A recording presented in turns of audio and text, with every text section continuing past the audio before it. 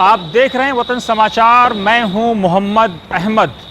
जैसे जैसे India Islamic cultural centre का इलेक्शन करीब आ रहा है, लगातार उम्मीदवारों की धड़कनें बढ़ती जा रही हैं। हर एक से सवाल जवाब शुरू हो गए हैं। देश के पूर्व केंद्रीय मंत्री, विदेश मंत्री, corporate affairs minister, law minister और minority affairs minister Salman Khurshid से कई सारे सवाल हो रहे हैं। कुछ लोग ये कह रहे हैं कि सलमान साहब 11 अगस्त के बाद किसी का फ़ोन नहीं उठाएंगे, चाहे हारें या जीतें। कुछ लोग ये कह रहे हैं कि सलमान साहब मेंबरों के लिए अवेलेबल नहीं होंगे।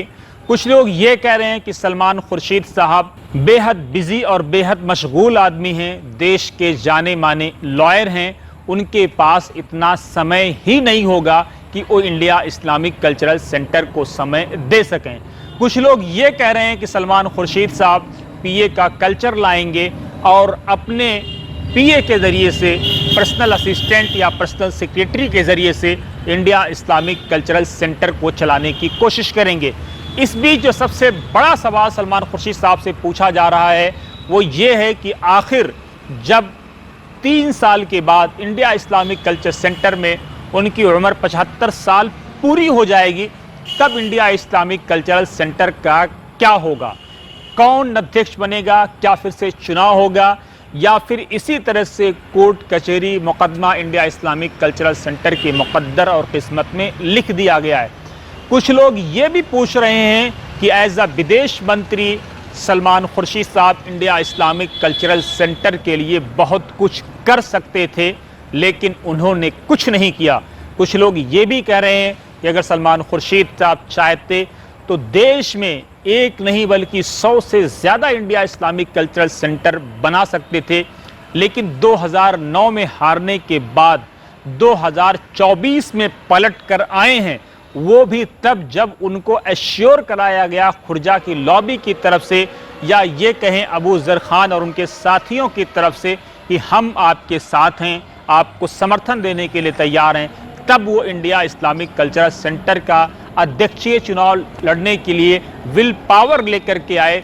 कई सारे ऐसे सवाल हैं कि लॉ मिनिस्टर के तौर पर सलमान साहब ने क्या किया, कॉर्पोरेट अफेयर्स मिनिस्टर के तौर पर सलमान साहब ने इंडिया इस्लामिक कल्चर सेंटर के लिए क्या किया, या मिनिस्टर ऑफ माइनॉरिटी अफेयर्स के तौर पर इंडिया इस्लामिक कल्चर सेंटर के लिए सलमान खुर्शीद साहब ने क्या किया। चुनाव के आखिरी दिन तक सवाल पूछे जाते रहेंगे, सवाल सबसे पूछे जाएंगे, चाहे वो सलमान साहब हों, चाहे वो माजिद तालीकोटी साहब हों, जिन पर ये आरोप लग रहा है। और ये बात अब सत्यापित हो चुकी है कि वो इंडिया मुस्लिम राष्ट्रीय मंच, जो आरएसएस की राष्ट्रीय स्वयंसेवक संघ की मुस्लिम विंग है, उसके नेशनल कन्वीनर हैं। सवाल अबरार साहब से भी पूछा जाएगा, सवाल अफजल अमानुल्लाह साहब से भी पूछा जाएगा और सवाल आसिफ हबीब साहब से भी पूछा जाएगा कि आखिर पहली बार अचानक आप अध्यक्ष के लिए क्यों तैयार हो गए, जबकि आपके पास कोई एक्सपीरियंस नहीं है। लगातार अबरार साहब ये भी कह रहे हैं कि आप हमसे 20 साल का नहीं बल्कि 45 साल का हिसाब मांगिए। जब ये कंसेप्ट आया था तब से मैं इंडिया इस्लामिक कल्चर सेंटर की इमारत से जुड़ा हुआ हूँ, उसके सुतून से जुड़ा हुआ हूँ। जब जब इंडिया इस्लामिक सेंटर पर खतरा आता है तब अबरार साहब का ये कहना है, ये क्लेम है कि मैं चट्टान की तरह खड़ा रहा। मेंबर किस पर भरोसा करेंगे नहीं करेंगे ये मेंबरों को तय करना है, क्योंकि मेंबर ही, वोटर ही महान होते हैं और वोटर का फैसला ही सुप्रीम होता है। हर रोज़ नए सवालात, नए इल्ज़ामात, नए जवाबात। क्या ये उम्मीदवार सामने आकर के इन सवालों का जवाब देंगे जो मेंबर लगातार उनसे पूछ रहे हैं व्हाट्सएप ग्रुप के माध्यम से, अलग अलग ग्रुप के माध्यम से? ये देखना बड़ा दिलचस्प होगा। तब तक के लिए आप दीजिए हमें इजाज़त और देखते रहिए वतन समाचार।